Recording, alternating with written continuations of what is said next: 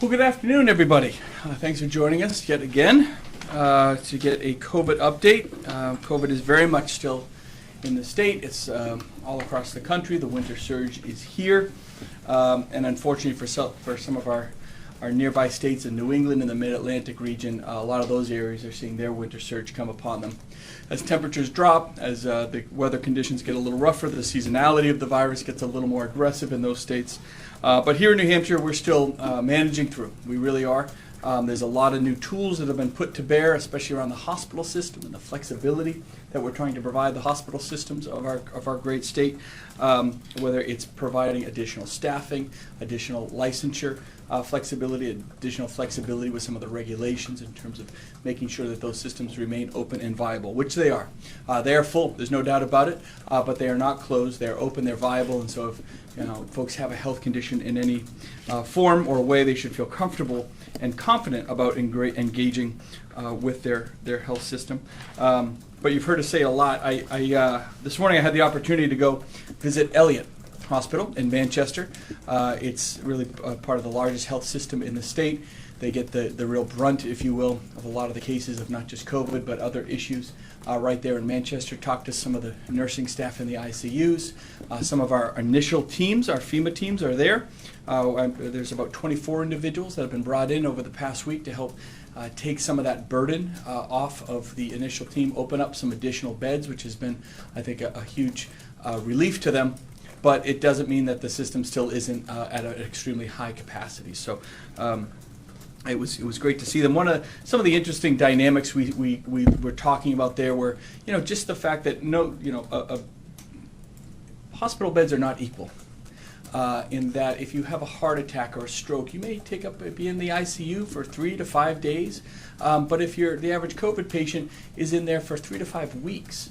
And so every single COVID bed that is taken within an ICU is really preventing many individuals of not being able to have that same bed for another healthcare condition.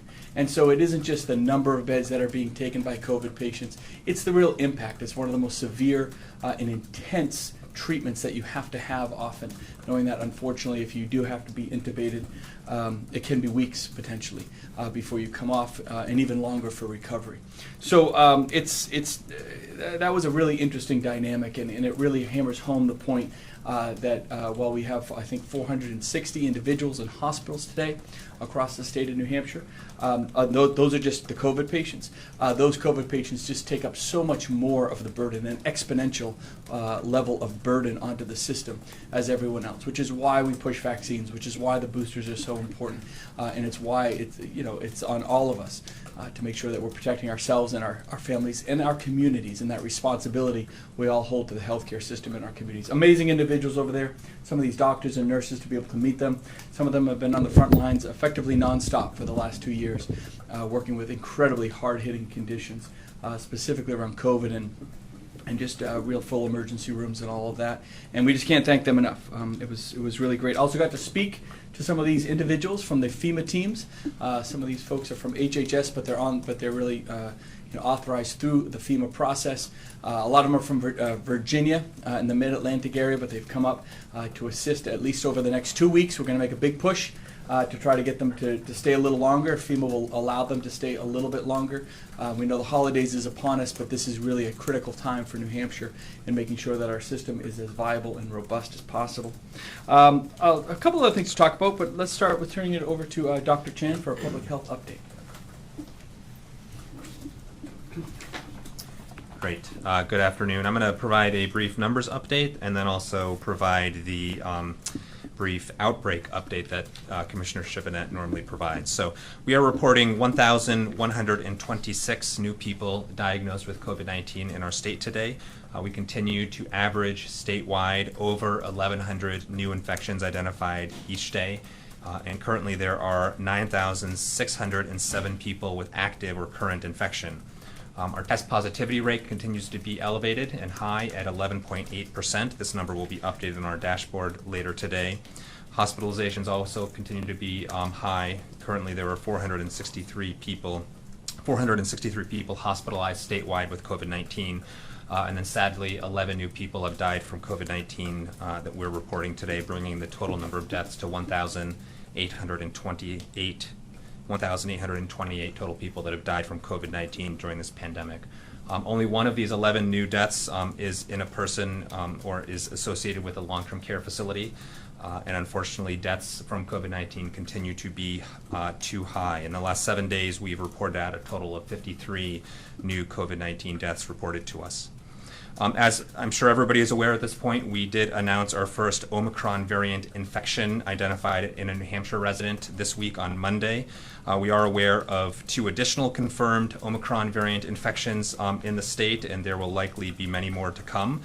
Specimens that are positive for COVID-19 continue to be tested for variants of concern through multiple locations, including at our public health laboratories in Concord, through our academic and medical laboratory partners at the U.S. CDC and at national commercial reference laboratories around the country. And based on what we're seeing in other countries and in other areas of the U.S., we expect that Omicron is going to increase, and there will be an increasing proportion of Omicron infections identified in the coming days.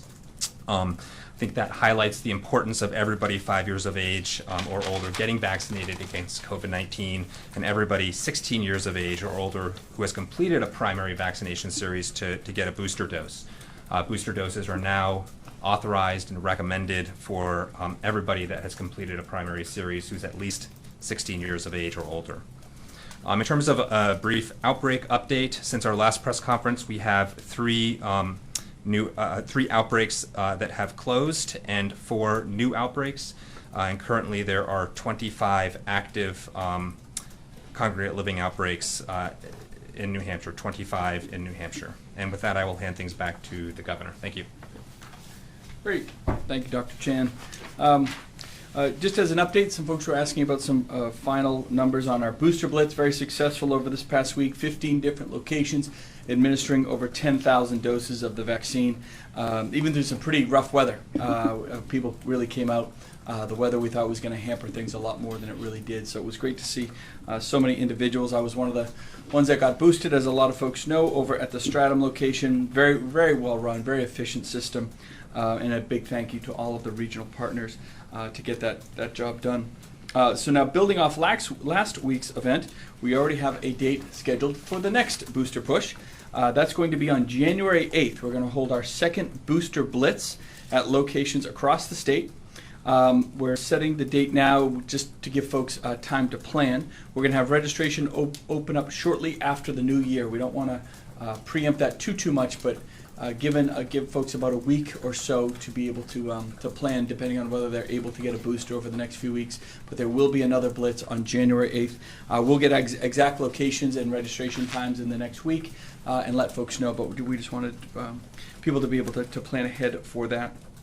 Also, as we previously announced at some of our other press conferences, the fixed sites that are doing boosters and vaccinations have been going very, very well, and we are announcing that we're increasing the amount of our fixed sites. Health and Human Services is moving forward with a contract to the Executive Council to add 6 additional fixed sites in other areas of the state. So they are walk-in sites. They've been very successful in terms of allowing folks to come through at their convenience and their schedule.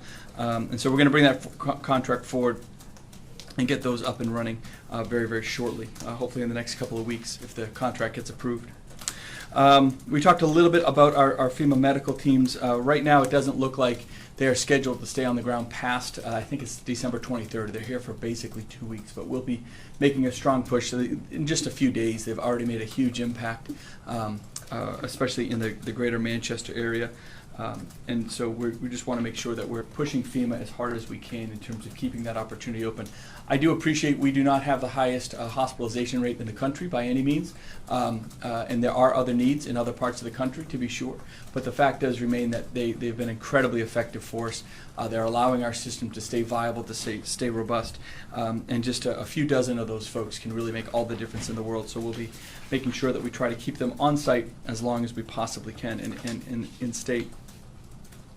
As part of our executive order to increase capacity within the 4 walls of the hospital, our internal surge plans, we just wanted to announce that we have now authorized 6 internal temporary acute internal surge centers within the following hospitals: Elliott, Spear, Huggins Hospital, Monadnock Community Hospital, Wentworth Douglas, and Dartmouth Hitchcock Medical Center. So an individual can receive the best care within there. So we do have these surge centers. You may not see them as the tent sites per se, that the external sites that the National Guard had set up before, but we're able to surge internally, which allows simply a better use of the staff.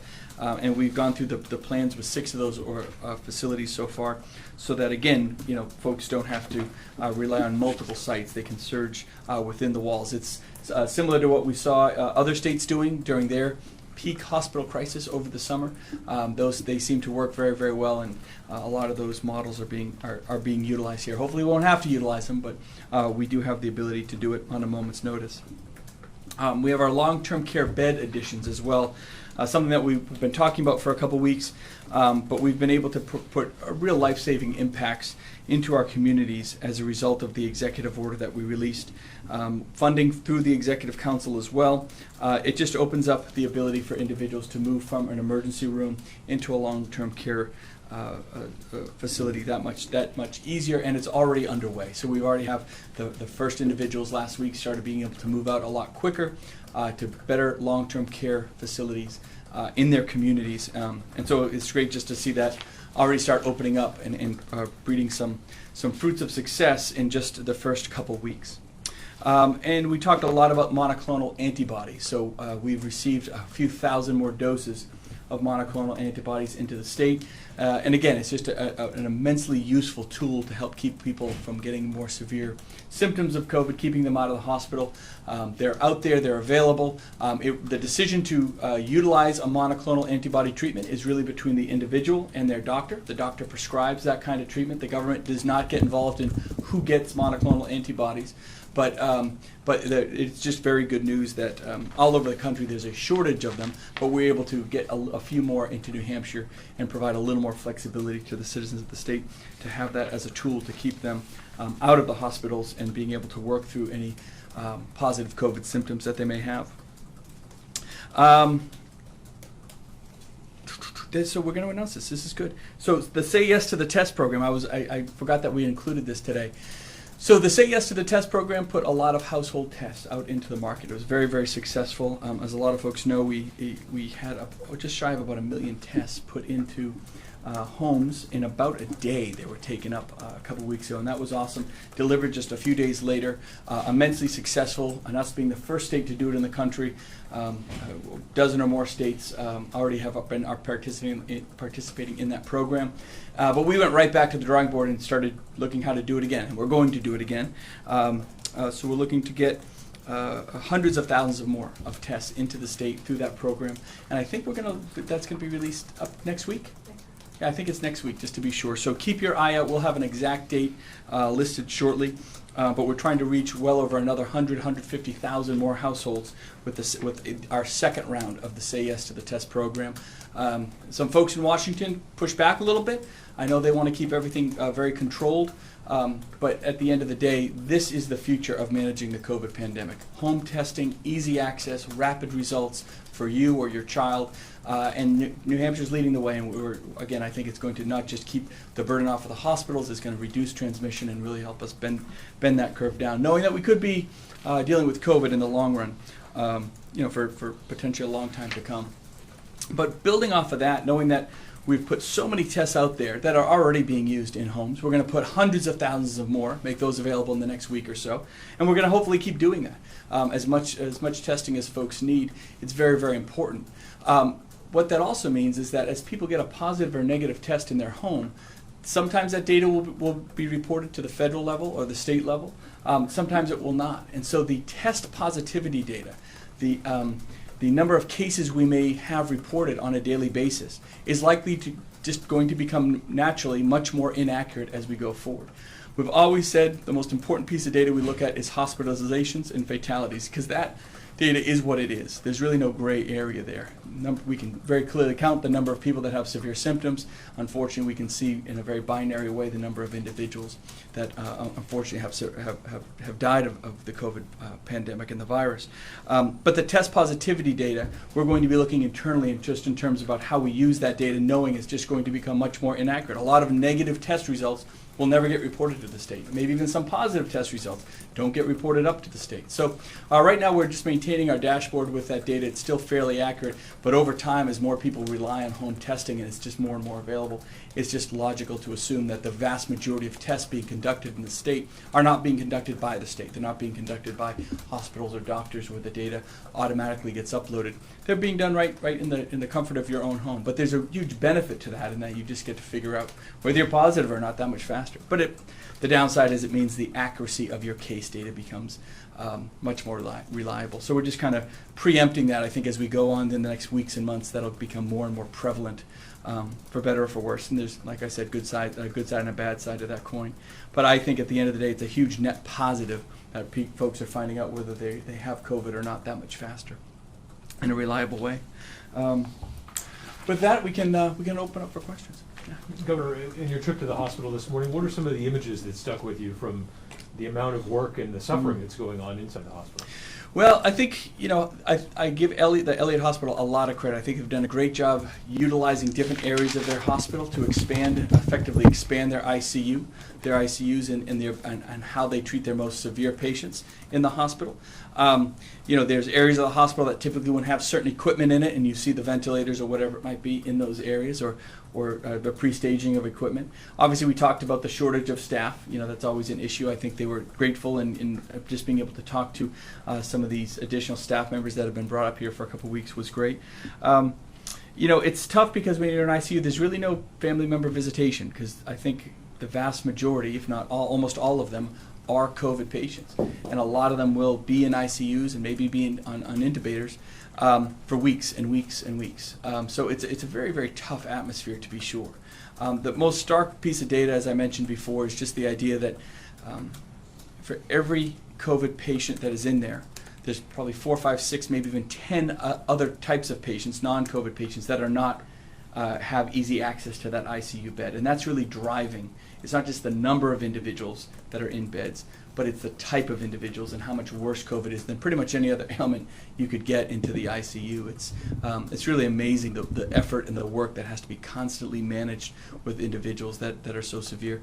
And it's tough because I'm sure family members want to be making those visits and being with those individuals, even if they can't respond in some of those ways, but it must be very, very tough on a lot of the family members. So I think the most stark image I took away was the fact that it's so hard for family members to be with their loved ones during such a tough time for such a long period of time. Kids, spouses, they can't be there, which is why this vaccine is so critical. It's so important. I can guarantee you none of those individuals we saw today thought they would be in that position a few months ago. And there they are. And that was just one hospital out of 26. And so that gives you a real perspective over the scope of the issue that we're dealing with. And I think we're still going to be in it. Our hospitalization numbers kind of bounced around, hasn't really moved too much in the past 10 days or so. That's somewhat of a positive sign, but it's still incredibly high, averaging around 450 or 460 cases a day. So, does that jump again a little bit after Christmas or as we approach Christmas? I think it very well could, maybe even after the new year. So I don't think it's going away anytime soon. And even if we start seeing a decline, like a lot of other states traditionally do, it takes time. It doesn't just go to zero the next day. It's going to take weeks and maybe even months to really get it down to a much more manageable level. So when you're there walking those halls, it's about the families, I think, more than anything else.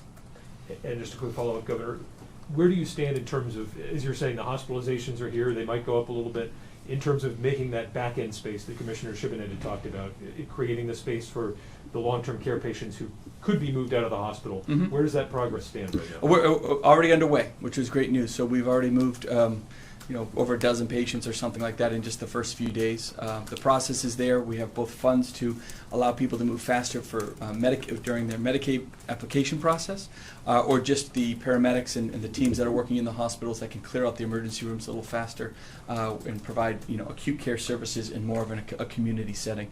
Providing them that liability protection and whatnot are all pieces of that puzzle. So it's great to know that we just kind of came up with the idea a few weeks ago. We got some of the funds just passed last week, and already folks are already moving out. So that's great. Are you able to increase, I guess, is that rate that you're moving out, are you satisfied with that in terms of competing with the hospitalization rate, I guess? Is it making enough of a difference? It's in the initial days, yeah. So I don't want to say no, although because it's only been a dozen or so folks or something like that. But it's really only in its initial days. I don't think we have kind of a full assessment yet. But looking at when we look very specifically at the census data within the hospitals, it's clear that I think we can have a huge impact over the next few weeks to get people back to long-term care, independent living settings. Just to clarify on that point, is that ability to move people out coming from those FEMA teams, or is that also those strike teams in the long-term care facilities yet as well? The strike teams have not hit the ground here just yet, so that'll be another tool in the toolbox to move it. So that's what we're seeing already is the opportunity we're creating with the FEMA teams as well as with the Medicaid eligibility money. So we're essentially authorizing some of the Medicaid dollars, so the long-term care facilities aren't taking people at risk. They know those Medicaid dollars are going to follow them as they work through their application. So that allows the facilities to make the move, take the liability on, knowing that they're going to be covered with their Medicaid dollars. And then when the strike teams come, that'll help with some of those long-term care facilities as well. And that should be only a couple weeks away. And with that, would there be maybe, what's your goal perhaps for the number of folks that you could move through the system that would make a huge difference for the hospitals? Do you guys have sort of an idea and capacity and it's not a specific number. Anybody that is eligible that can be moved should be moved as fast as possible. So the census and the percentage of individuals that are waiting for beds at any given moment, it could be on a good weekend it could be 5 to 7%. On a tough weekend it could be 30% or more. I mean, you're never quite sure. So, and it also varies from region to region across the state. So the key is that that the system doesn't get clogged up, right? So that anyone who is in a bed that could be moved to another one, making sure all those eligibilities and gates, if you will, are open, so they move right along within the system and they're not parked in an emergency room for weeks on end. Did you learn that when you were in Kentucky, or are there some kind of lessons that, a month or more since that trip, that show you that these are the kinds of things that we can do? Oh, sure. No, that was an incredibly valuable trip. Internal surge, what we're talking about today with the 6 hospitals that we've already approved for their internal surge plans versus an external surge plan, which is an option, but clearly Kentucky in particular the folks in Kentucky talked a lot about how they were designing their plans to be internal surge. Licensure issues that we've, again, fast-tracked in the past few weeks here, similar things that we saw back in September when we visited Kentucky. I think some of the, not just with internal surge plans in terms of how they manage the beds, but how they manage the staffing, how they reach out, at least in Kentucky, they were reaching out to other groups outside of their traditional healthcare system that might have nursing backgrounds or whatever it might be, and enticing them to kind of participate and come into the system. That was an incredibly useful trip, and it really set the stage for a couple months of planning so that when we hit this point, which we unfortunately knew we would, we were kind of all go very, very quickly. The second booster blitz, do you know if that's going to be 15 locations again, and then do you have a goal of how many? I think we're looking at 10 locations right now. We still have to finalize the operations plans with a couple of them, so we didn't want to just release some and not others and all that. So we'll probably have a more comprehensive location plan for those at least 10 locations, maybe a couple more in the next week or so. How many shots would you like to see there from the second one?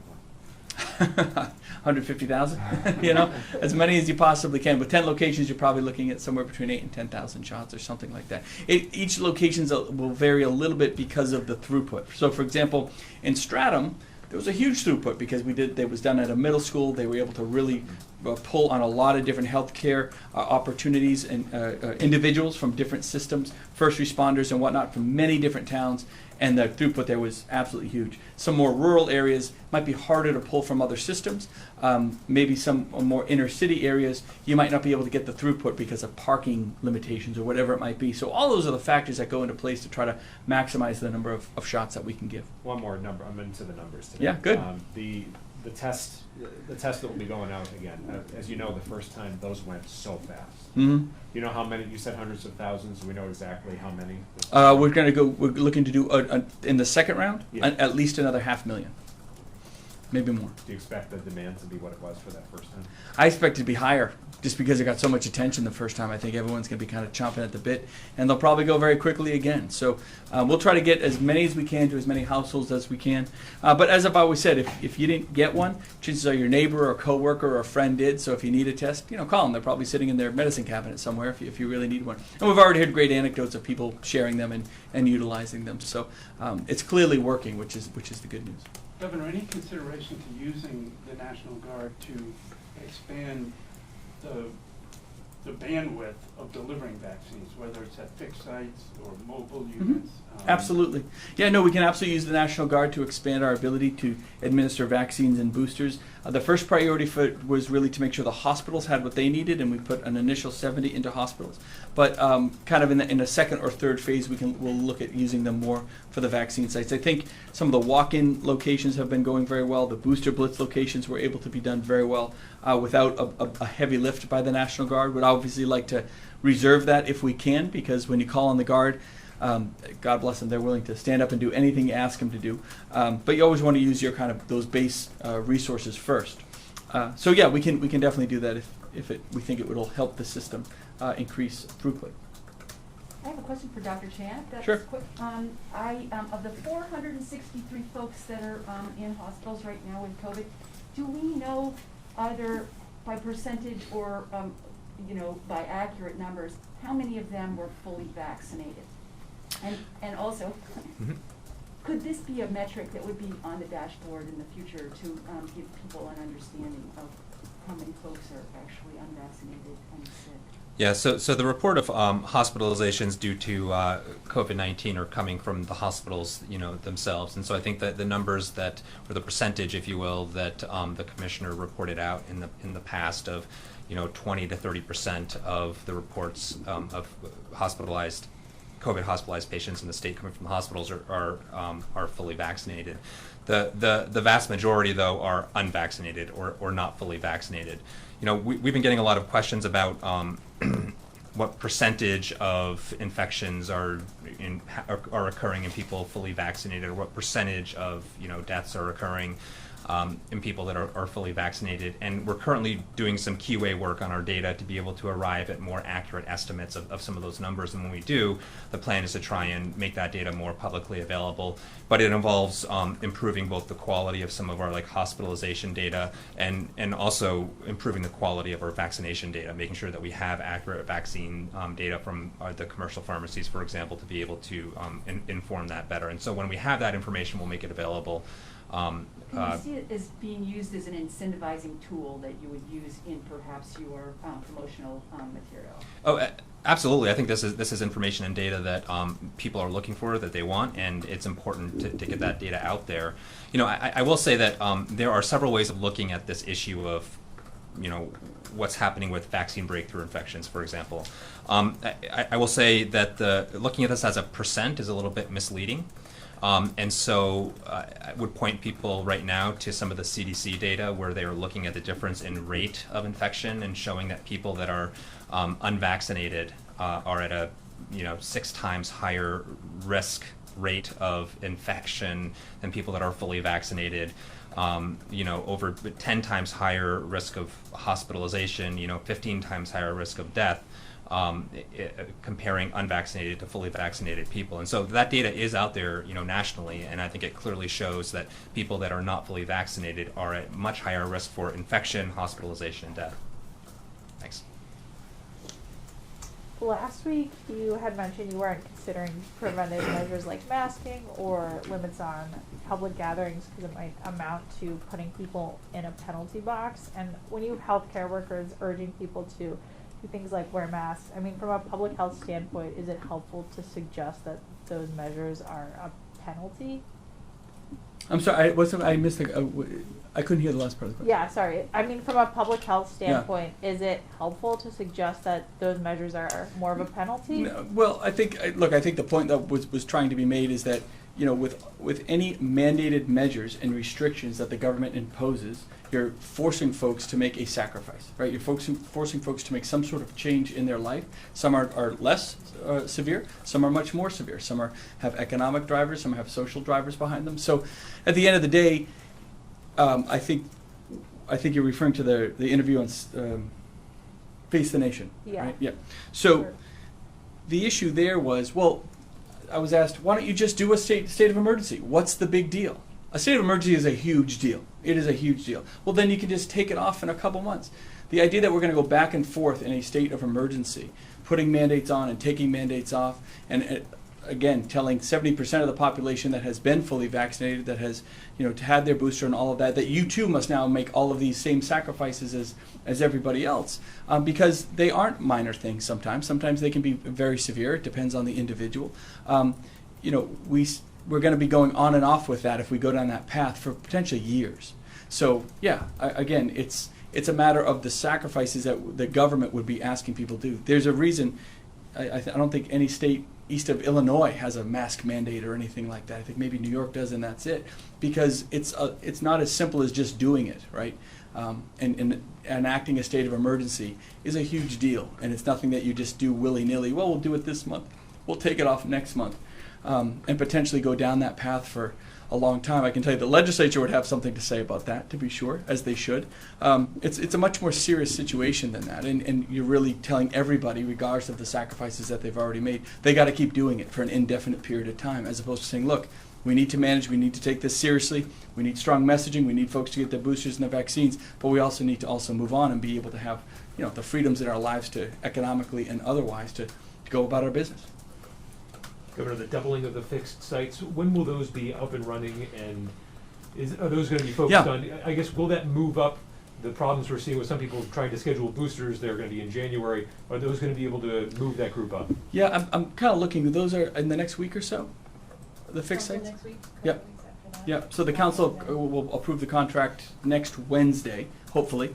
And if that happens, then obviously it takes a week or so to, maybe 10 days or so to get them up and running. So probably shortly after Christmas we'll see that. Okay. Yeah, but you need a contract, you need the contracts in place. And how are people going to be able to, is it going to be a walk-in or what? I think they're going to be under the same model as a walk-in. Yeah, the four that we have up now are walk-ins, and these additional 5 or 6 will also be of the same model walk-in, which will be great. I mean, it'll put thousands of more boosters every day out onto the street. And the staff for that one, is that going to be another sort of flex, sort of Yeah, first same. responders, or that's not going to be National Guard? Same type of, no, not the National. The National Guard isn't planned right now. I mean, we could always bring up to fill in if there are gaps in the system.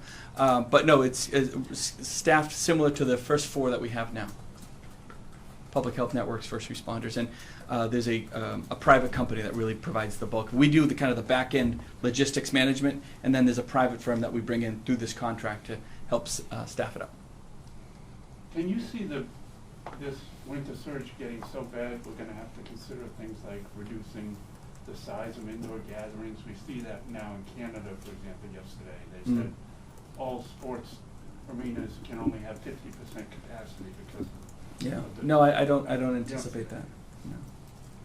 Governor, you have one question coming in on the phones today, and that one comes from Rick Green with the Keene Sentinel. Rick, please go ahead with your question.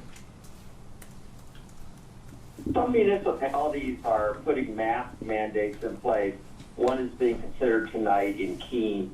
Do you support municipal mandates of this type? And part 2, given the high number of hospitalizations and deaths, why wouldn't you require masks in state buildings? And why didn't you wear a mask yourself, for example, in the last governor and executive council meeting? So if a municipality wants to put a mask order in place, they've always had the ability to do that, and that's the right to do so, and we support their ability to do that based on transmission or what they might be seeing in their communities. Again, there is no statewide mask mandate in place. I'm vaccinated. The booster works. Okay, so if other folks want to wear a mask, that's absolutely great. They can do that. I'm a low risk individual. I've gotten the vaccine, I've gotten the booster, and so I choose not to wear a mask in certain situations. I choose to wear a mask in other situations. So it's not about when I wear a mask in one meeting or another. And again, everyone has that ability to do that. But also understand within state buildings or whatever it might be, if you start some of the answer I gave before, if you start down that path of requiring masks just in certain times or certain transmissions under certain orders and certain mandates, again, we're probably going to be in this situation for years to come. I hope we're not. I hope come next spring there's some great solution out there and COVID becomes a thing of the past. That would be great if I were dead wrong. But right now I have to kind of plan for the worst and plan for the long term, and that means that we may be in a situation we need folks to get their vaccines, their boosters, clearly the best tools that we have in terms of managing the pandemic and pushing back on it. Masks are a piece of it, of course, but they are a piece of it. Dr. Chan always talks about that Swiss cheese effect, all these other pieces that really need to go into place to be successful in terms of managing the viral transmission and the spread for the long term. Can I get a Dr. Chan question in? Sure.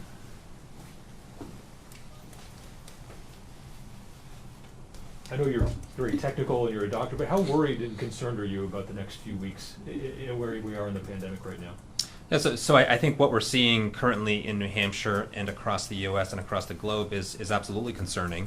We have one of the highest levels of COVID in our state right now than at any other point during the pandemic. The highest level of hospitalizations, one of the highest levels of deaths due to COVID-19. And I think the fact that we don't have a higher number of deaths is because of the work we've done over the last year to roll out vaccination, particularly to our most vulnerable individuals. But I think with the holidays approaching, people are going to be gathering, people are going to be traveling. With the Omicron variant emerging and seeing what's happening in other countries like South Africa and the United Kingdom, where Omicron is overtaking, the Delta variant, for example, in the United Kingdom, I think that the next several weeks is going to be stressful, and there's increased risk for transmission and the numbers to go up, not only infections, but certainly hospitalizations and deaths from COVID-19. I think there's also a lot of uncertainty now as we have seen new variants emerge, as we learn about them in real time, as we literally study what's happening with their spread at a population level. That creates a lot of uncertainty, and I think it's a difficult period of time to not know exactly what you're dealing with when you have emergence of a new variant. And I think that's a period of time that we're in right now, still learning, still understanding how the Omicron variant is going to impact our citizens and residents in New Hampshire. And Doctor, does the next variant of concern always have to be worse, or is there a chance we catch a break at some point and there's a variant of concern that's not as bad? So with many viruses, depending on the virus, there's always going to be some natural genetic change or mutation in the virus as it circulates. What you're going to hear about are those changes that cause more concern. Make a virus more transmissible, make a virus more easily spread between people. And so, there are genetic mutations going on all the time that we just don't hear about and don't know about. And what emerges are the more concerning variants, the variants of concern, as you call them. So, this happens with the SARS-CoV-2 virus, the COVID-19 virus. This happens with other viruses as well, like the influenza virus. But I think it speaks to the need to lower transmission, because the more virus you have circulating, the more spread you have, the more opportunities you're giving that virus to undergo genetic changes and mutations. And that's exactly part of the reason to get more and more people vaccinated, because it will help suppress the transmission, help suppress the viral replication. Dr. Chan, with regard to hospitalizations, we're just hearing anecdotally people who are younger are becoming hospitalized. And I wonder if you could speak to that, and also whether, is that largely not only a function of people not being vaccinated, but the more severity of the Delta variant than the earlier Yeah, so a good question about young people becoming infected and hospitalized. Let me maybe frame that by just saying that the more infections you have in a group of people, the more likelihood or the higher the risk is that people will end up getting hospitalized in that group or dying. And so I think we're in the position right now where the lower vaccination rates are in our children, teenagers, and young adults, either because of vaccine acceptance and uptake in those groups, or vaccination hasn't opened yet, for very young children. And so I think we're naturally going to see a shift of the burden of infection move towards the younger age groups, and we've seen that happen over the last several months, certainly in the last during this most recent surge. So currently, about 30% of all infections that are occurring in children and teenagers under the age of 18. And so the higher the burden of infection is going to lead to a higher risk of people in that age group getting hospitalized or potentially even dying from their infection. I have not seen good data to suggest that the Delta variant is going, or the Omicron variant, with the newest variant, is going to lead to increased risk in a particular age group of hospitalization or death. What we do know is that it's hard to predict who is going to get severe disease and who isn't. It's still true that older adults and people with multiple chronic medical conditions or a suppressed immune system are going to be at higher risk for more severe disease or death, regardless of age group, regardless of variant. Then we continue to see kind of discrepancies on the state's dashboard for school data and what schools are reporting to their communities in terms of cases. And as the state says it's working to understand kind of the correlation between school mask use and cases and outbreaks in schools, is that going to be reliable analysis if the data you're reporting is very different to what schools are reporting? Or where are you pulling the data there? Yeah, really good question about the school data. And as has been talked about in the past, we're always trying to get the most up-to-date data that we have available onto our data dashboard. But at the end of the day, we rely on schools, for example, to report that data to us to know that if somebody with an infection is associated with a school. And so schools will always have the more accurate and timely data in this regard.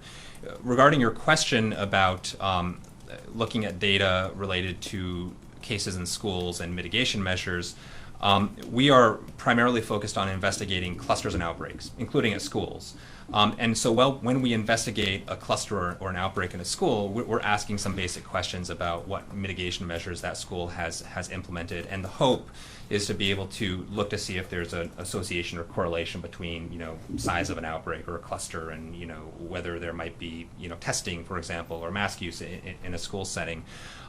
That's something that our EPI team is looking into right now. Unfortunately, as with much of the data we're dealing with that's coming at us during this pandemic in large quantities, some of that data is really messy. And so they're going through a process of cleaning up the data, organizing it, seeing if that data is in an analyzable fashion, and what kind of quality analysis we can get out of it. They're still in that process. We don't have anything new to share, but the last few weeks they've been working on sort of QAing and cleaning up some of that data.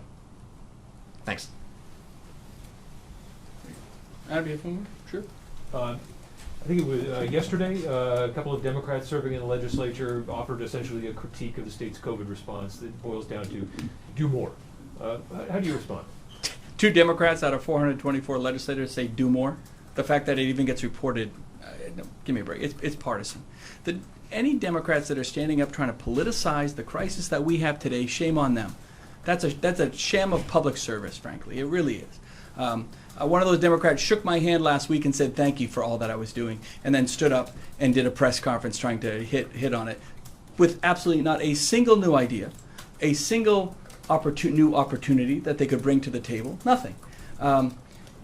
They basically talked about a few things that were already underway or actually completed in terms of being underway with the ideas that we have. So anytime someone, an elected official on the other side of the aisle, their press conference says do more, I'm surprised you guys report it, frankly, because what it does is it dilutes the validity of the message that we have, which is boosters, vaccinations, community transport, what's happening in hospitals. These are really serious things that we talk about here without politics or prejudice attached to it.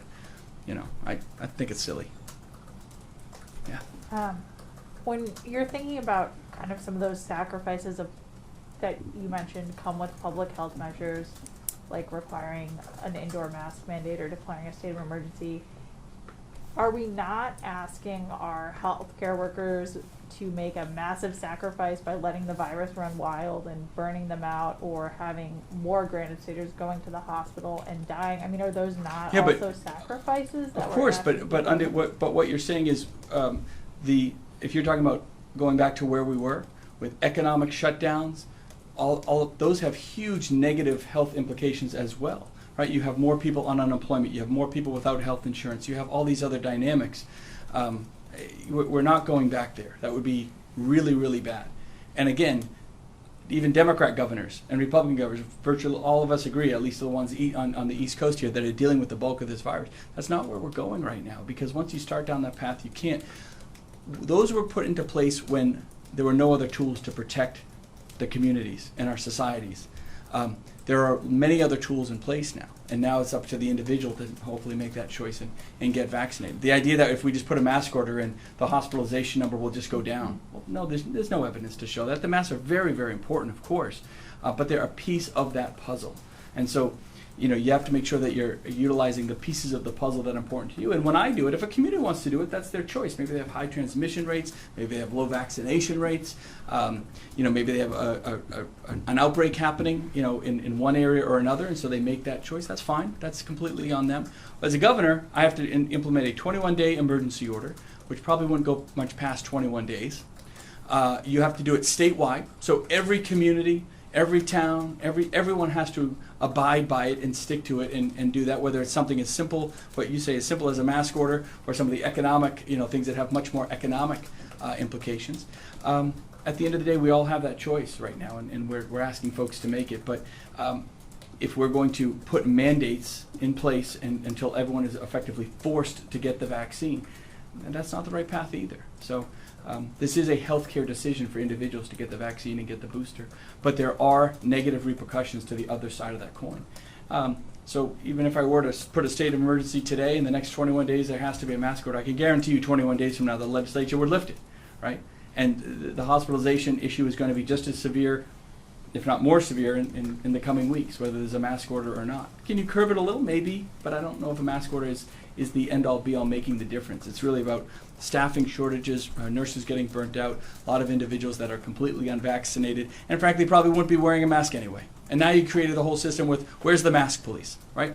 Where's the accountability in the system and all of that? And we had issues with that the first time around, but that's when we didn't have any other tools really to be able to rely on. But now we're asking all these communities and schools and all that to basically become mask police and implement penalties and all of that sort of thing if you're not wearing your mask. So it's a tough place to be without an end game.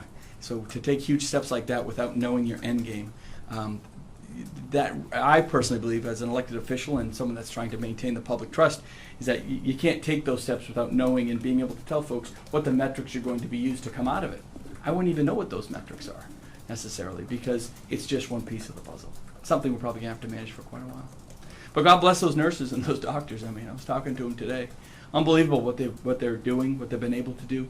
And that's why we just want to keep getting them as many resources and kind of helping hands, whether it's new nurses coming onto the floors with licensure, expansion of the nursing school that I did at UNH, that new system. If you haven't been over there, that new facility is really awesome at UNH, that experiential center that they put in for their expanded nursing program, and some of the new programs that we're putting into the community colleges, all to hopefully not just create the next generation of nurses, but hopefully retain them. Having hospitals integrate with those schooling systems early on, so that there's that warm handoff into the system. All these are pieces to kind of take that burden off the sacrifice, and it has been a huge sacrifice for those individuals. God bless them.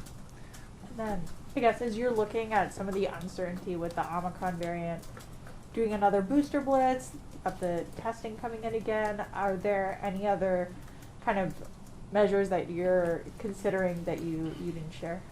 Not right now. I think the things that we're looking at are the expansion of testing, the expansion of vaccines and boosters, availability and the ease of access for that, and some of the flexibilities in the hospital system. I think over the next 4 to 6, 8 weeks, 12 weeks maybe, that's really where all of our effort is going to be. We don't know a whole lot about Omicron just yet. Dr. Chan probably knows, I can guarantee he knows more than anyone, but the data is still very, very early on that. I guess the good news is, as soon as the Omicron variant was really identified overseas, folks were already working on it here, right? We weren't waiting weeks and weeks to try to figure it out. So we already have folks working and figuring it out. But that data is still all, fairly new, fairly preliminary, just in the first few weeks. We'll see where it takes us. And there'll be another variant and another variant and another variant. I have no doubt. That's just the nature of the way these viruses move and live. One quick question on Sure. the FEMA teams. You were saying you're kind of asking for them to stay. What is the likelihood they will be able to stay? It's pretty small.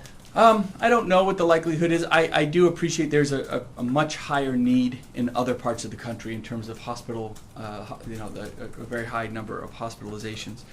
We're very fortunate here. We have great hospitals.